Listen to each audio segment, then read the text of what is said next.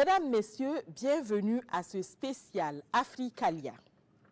C'est un pari réussi pour la Chambre de commerce et d'industrie du Burkina Faso. Sur les 400 entreprises invitées, plus de 500 ont répondu présentes pour le 5e Forum Africalia qui bat son plein en ce moment à Ouagadougou. La capitale burkinabé est depuis hier le point de convergence des acteurs du développement et du monde économique. Le chef de l'État a présidé l'ouverture officielle du 5e Forum ouest-africain des entreprises.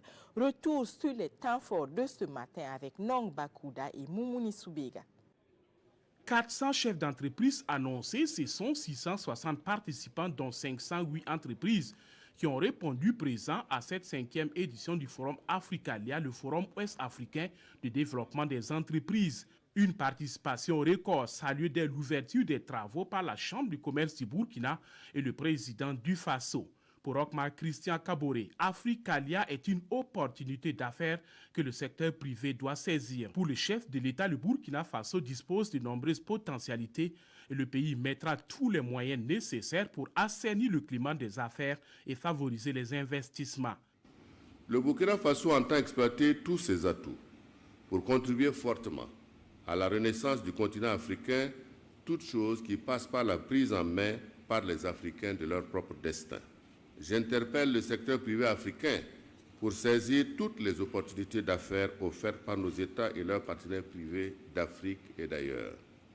Je puis vous assurer que le gouvernement a pris toutes les dispositions pour assurer la sécurité des personnes et des biens et travaille à offrir aux opérateurs économiques que vous êtes un environnement des affaires incitatif. D'ores et déjà, j'invite les ministres sollicités à se rendre disponibles pour les investisseurs qui souhaiteraient échanger avec eux sur des questions spécifiques. La représentante du parrain, le président de la commission de l'UOMOA et le représentant du président de Futuralia ont salué les efforts déployés par la Chambre de commerce du Burkina et les autorités pour faire d'Africalia un rendez-vous majeur des affaires. Faire de cette 5e édition un succès, c'est ce que souhaitent les organisateurs du forum. Et au regard de la participation, ils restent convaincus que les défis seront relevés. C'est une édition qui, aujourd'hui, au regard donc, des chiffres des entreprises qui sont attendues à Africalia, montre clairement effectivement donc, que l'événement va en grandissant. Parce qu'une moyenne de participation des différentes années passées autour de 450, aujourd'hui nous atteignons 600 participants. Donc c'est à l'honneur de Africalia. Avec 19 pays, ça bat le record des éditions passées. Aujourd'hui, si vous regardez, c'est tous les continents pratiquement. Donc ce qui veut dire que les investisseurs ont confiance à la destination de Burkina Faso. Et que ce soit des rencontres fructueuses et comme des rencontres des affaires, que les entrepreneurs puissent nouer des partenariats gagnant-gagnant. Après l'ouverture, le forum se poursuit avec un exposé sur les potentialités d'affaires qu'offre l'espace UOMOA et des rencontres B2B. Et en attendant les recommandations et les conclusions, les organisateurs ont annoncé que Africalia devient désormais tournant. Et c'est la Côte d'Ivoire qui va abriter la 6e édition en 2020. En dehors des rencontres B2B, plusieurs entreprises exposent le produit de leur savoir-faire et c'est à la salle de conférence de Ouaga 2000. Les anciens comme les nouveaux participants apprécient ce cadre de rencontres et d'échanges qu'offre Africalia. Nous sommes ici pour participer à Africalia, venant bien sûr des États-Unis. Notre objectif pour cette participation, c'est d'abord nouer des contacts d'affaires, et ensuite voir dans quelle mesure nous pouvons renforcer notre présence ici, non seulement au Burkina et dans la sous-région ouest africaine. This is my second time to here, so yes, I'm happy to here. C'est la deuxième fois que nous venons, et même si le trajet est un peu très long, et les produits que nous amenons, c'est les lecteurs de barcode pour le supermarché à Africalia, parce qu'ici nous pourrons rencontrer des entreprises de l'Afrique de l'Ouest et aussi des acheteurs. Nous sommes venus présenter des produits, ce sont des produits à base de caoutchouc, puisque la SAP olympique est spécialisée dans la transformation du caoutchouc. Voilà, donc il y a les pneumatiques qui sont là, les pneus et puis chambres à air, et puis il y a les produits caoutchouc industriels, les articles techniques en caoutchouc. Donc c'est une occasion de pouvoir échanger avec eux, présenter nos produits et pouvoir avoir d'autres opportunités d'affaires. Africalia, c'est aussi une tribune où se sont succédés plusieurs intervenants du Burkina Faso et des pays invités. Ils ont pu parler entre autres de l'expérience des agences de promotion des investissements, de développement des petites et moyennes entreprises et bien sûr du PNDS. Aux jeunes entrepreneurs, le plan national a lancé en 2017 un programme qui s'appelle Programme d'appui d'autonomisation économique des jeunes et des femmes. Donc, un programme bien spécifique qui a financé au moins 11 000 projets, bon, je dirais de tout petits projets. Et en 2018, ce programme, qui est un programme de financement qui s'ajoute aux autres fonds nationaux de financement de l'entrepreneuriat, s'étend en mettant en place une ligne de garantie. Donc, on a en tout cas des instruments pour accompagner les entreprises dans la jeunesse et également pour accompagner carrément les PME. Nous sommes en train de travailler à la création d'une banque spécialisée dans le financement donc, des PME, PMI.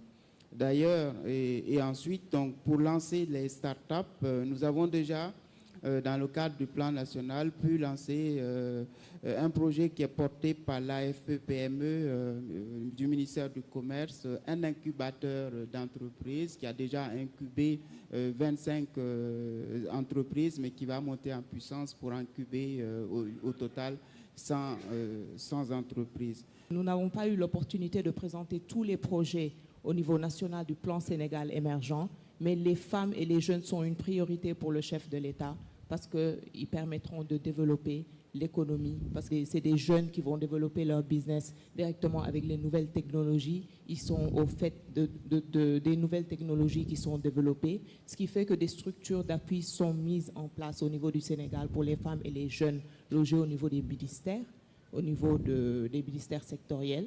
Et au niveau communautaire également, c'est une couche en fait qui est favorisée par rapport à l'investissement. Maintenant, pour tout ce qui est code des investissements et régime d'incitation, c'est clair que c'est général, mais ces structures d'appui permettent d'accompagner les jeunes investisseurs et les femmes pour pouvoir développer leurs activités via ces régimes d'incitation. Je vais essayer de vous présenter les opportunités d'investissement que nous avons au Niger.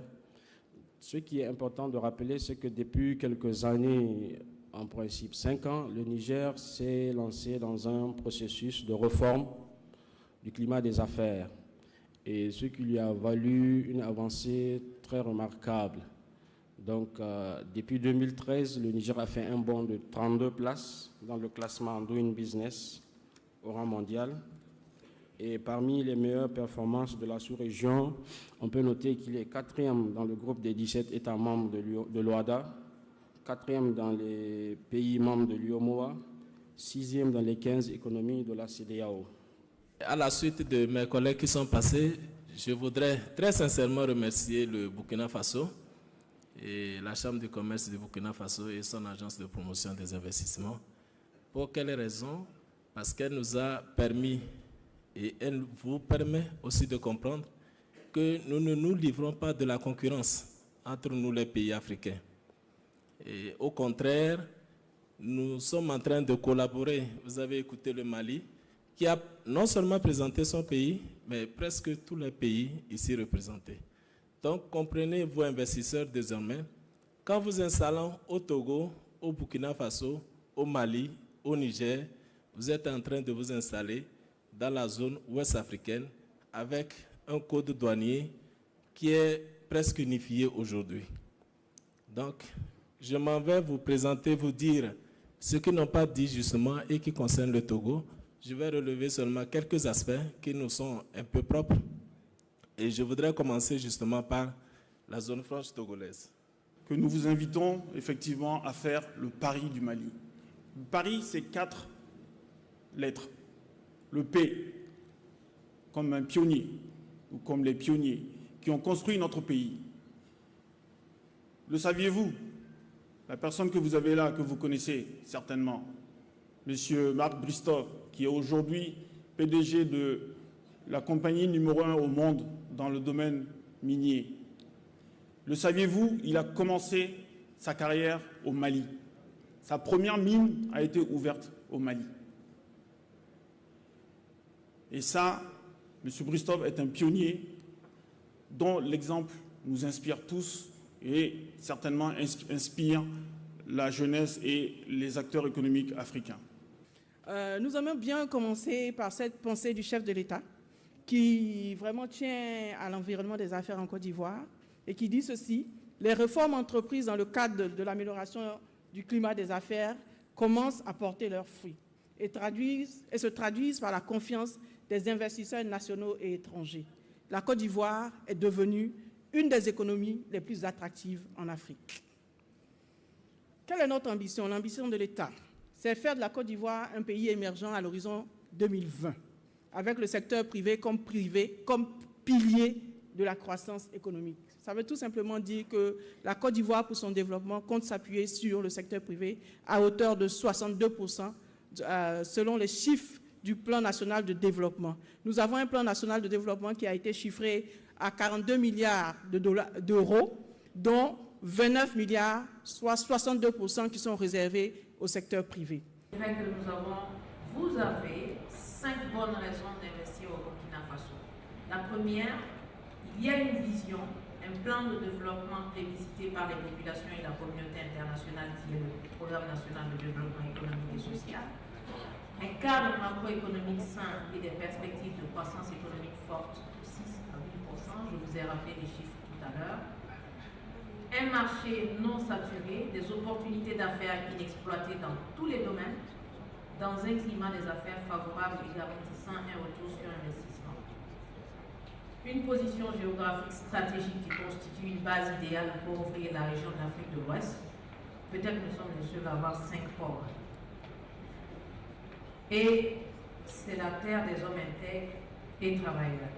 C'est tout pour ce spécial Africalia d'aujourd'hui. Je vous donne rendez-vous demain pour d'autres échos du 5e Forum Africalia, un forum qui, selon ses organisateurs, se déroulera l'année prochaine en Côte d'Ivoire. Très bonne suite de programmes sur la RTB et à demain.